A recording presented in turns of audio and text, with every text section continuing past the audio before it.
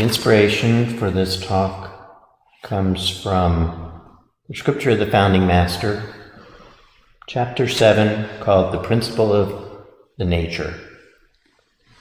The Founding Master said, "The great way is perfectly interfused.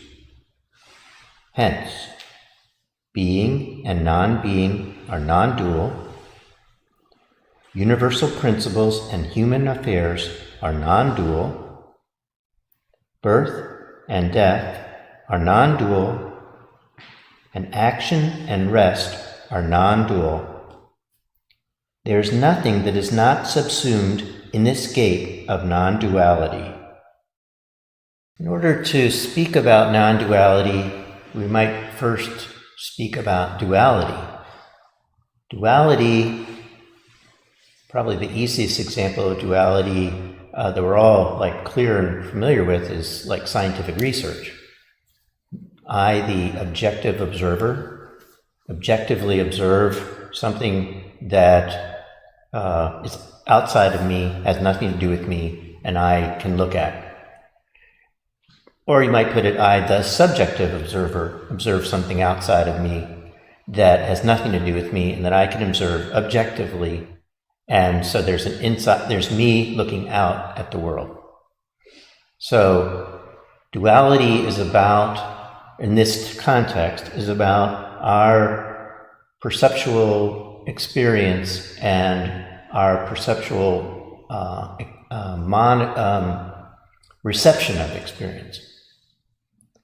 So almost from birth, our experience is dualistic.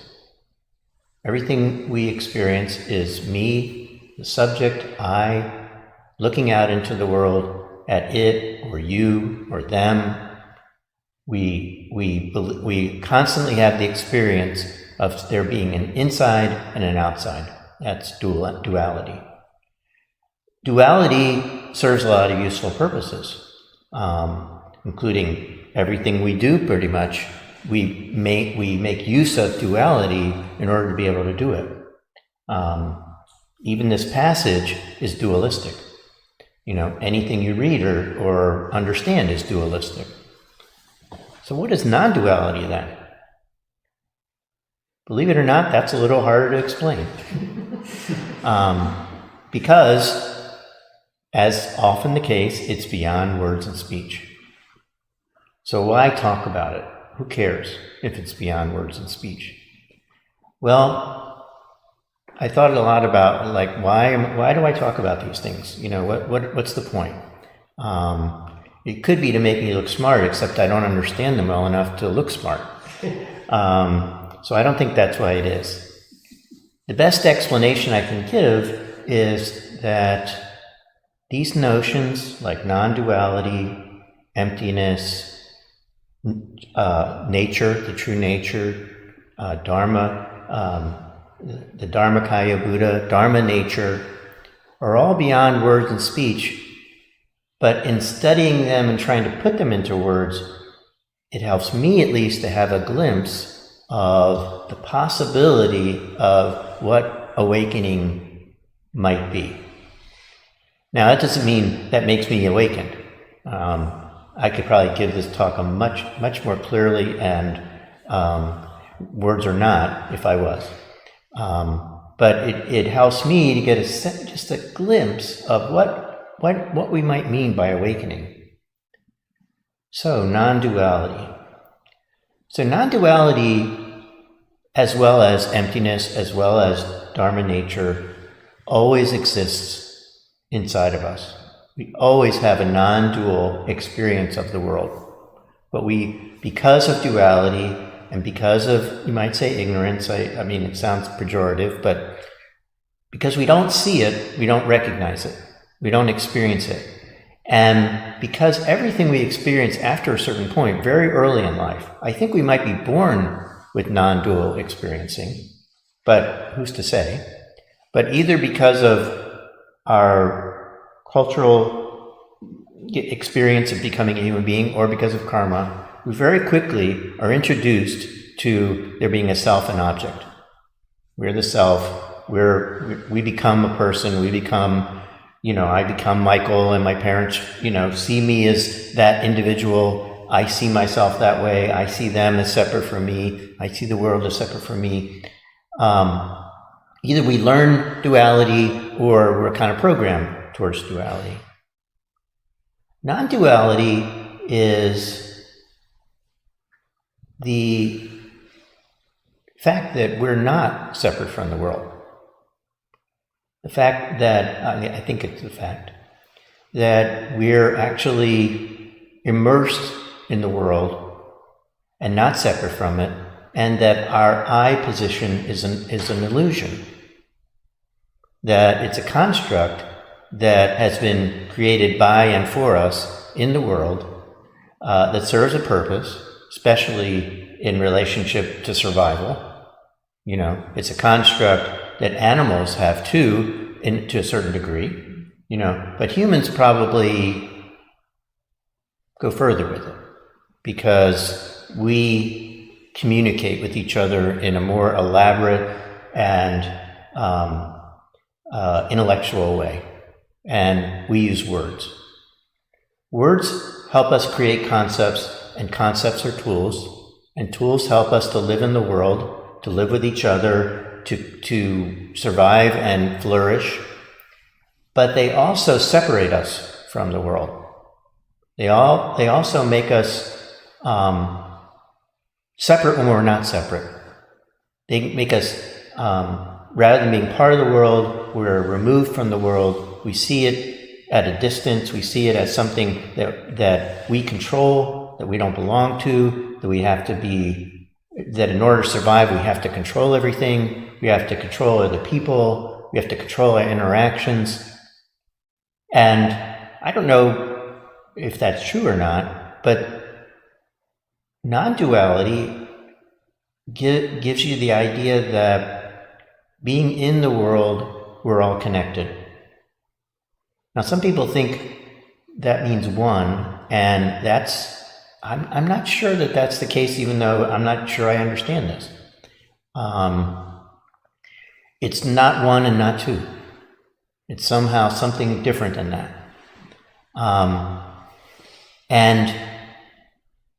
But the experience of non-duality is available to us all the time if we could just get duality out of the way.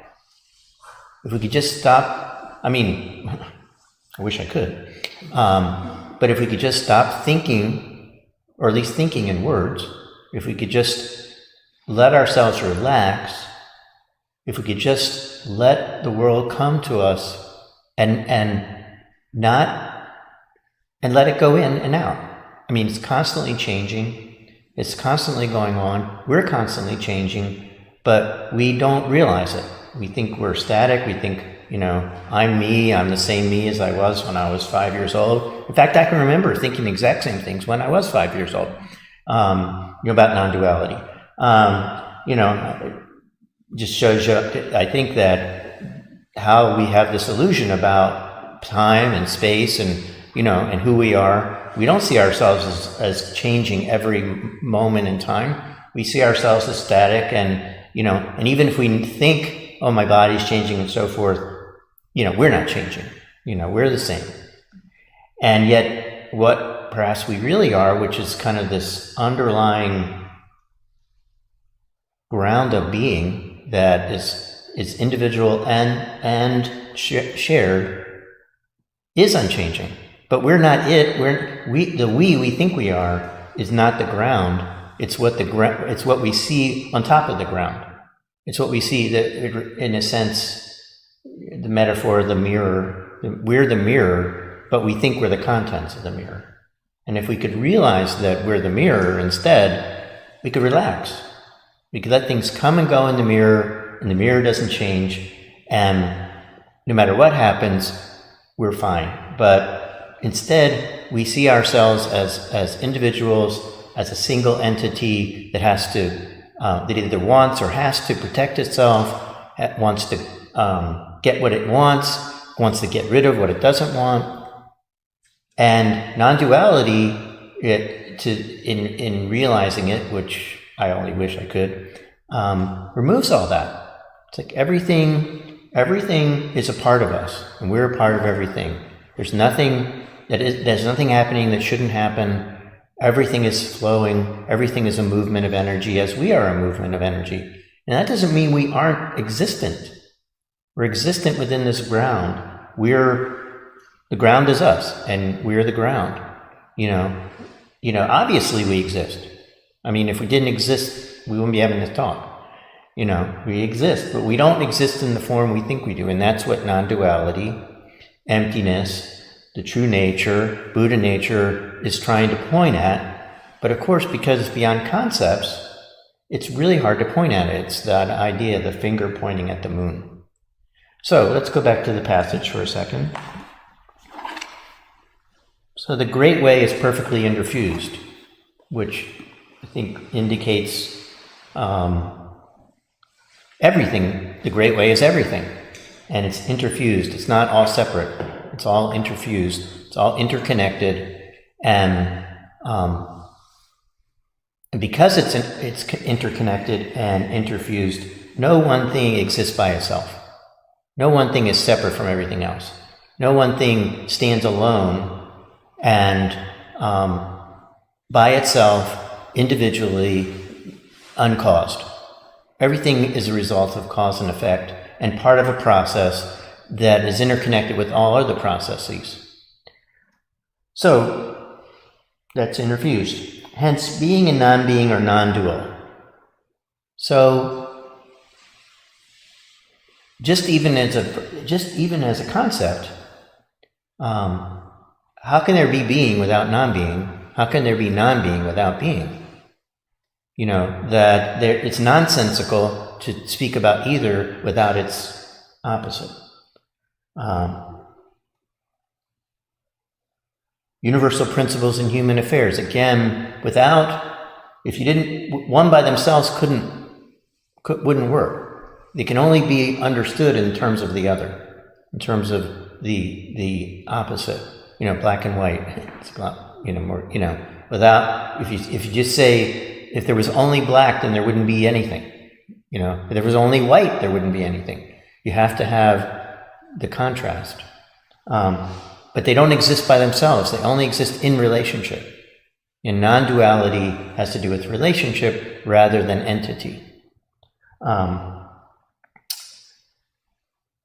Action and rest are non-dual. So I'm getting confused. Sorry. So this idea that everything is subsumed under the gate of non-duality, everything belongs to this ground of being. Everything is part of the energy of existence. Everything is eternal in a certain sense, even though we as bodies might not be. But we're a part of everything. Even if our bodies die, somehow our existence, whatever that is, continues. I'm not saying our consciousness. I'm saying whatever it is, this energy that's us, continues in some form or another. Maybe it continues as fertilizer, but it still continues. It's still, it's not, nothing ends, nothing goes away, nothing is produced. It's all energy. And that's what non-duality means. But personal to us, as in terms of awakening, non-duality is an experience we hope to find in our meditation. Non-duality is the experience where we lose the sense of there being a separate me and a separate world. We lose the sense of subject and object, and we just everything becomes the subject that we're a part of. And of course, I haven't had that experience, so I can't really describe it. That's what, Buddhas and sages have told us about and written about and explained in very, very many different ways all of which that I've read so far, I can't even remember or explain to you, because it's just so hard. But I still, myself, love the pointing out instructions. I still love to read about it and, and forget about it, and read about it and forget about it, because it's so hard to grasp. But for me, it's an inspiration. It's a chance to glimpse something that so far in my meditation, if I'm glimpsing it, I don't know it.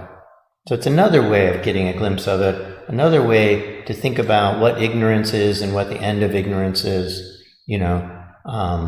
So I know this may not have come out perfectly clear, and I apologize, but, I think, if you stick with these ideas, maybe you'll get some of the inspiration that I feel and I'm not so easily able to explain. So thank you for listening.